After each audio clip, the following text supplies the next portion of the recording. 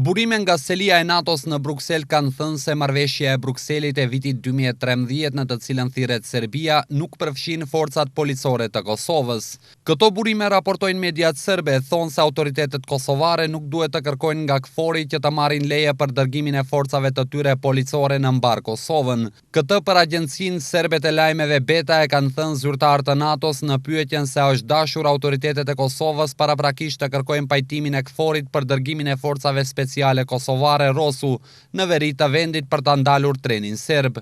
Që nga e shtuna kur ndodhi incidenti me trenin serb, mediat dhe politika në Serbi vazhdojnë të thirren në marrëveshjen e Brukselit, ku sipas tyre autoritetet e Prishtinës nuk guxojnë t'i dërgojnë njësitë speciale në veri, pasi që kjo ishte pjesë e marrëveshjes.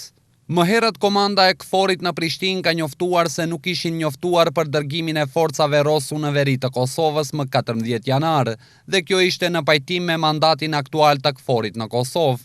Ndërkaq presidenti i Serbisë Tomislav Nikolić pas takimit me Këshillin Kombëtar të Sigurisë në Beograd, deklaroi se çdo tentativë e Prishtinës për të shkaktuar konflikt do të përfundojë keq.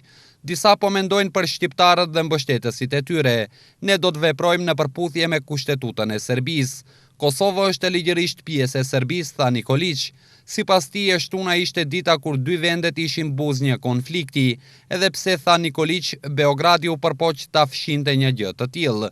Kryeministri serb Aleksandar Vučić ka deklaruar se paqja dhe stabiliteti janë më të rëndësishme dhe se në këtë drejtim është i përgatitur për krijimin e një linje të nxehtë Beograd-Prishtinë. Kreu i ekzekutivit serb në Davos të Zvicrës theksoi se në Forumin Ekonomik Botror zhvilloi bisedime të rëndësishme për Serbinë dhe shtoi besoj do të kemi fuqinë që gjërat e caktuara të qetësohen, madje edhe ato që nuk ishin në ndikimin ton.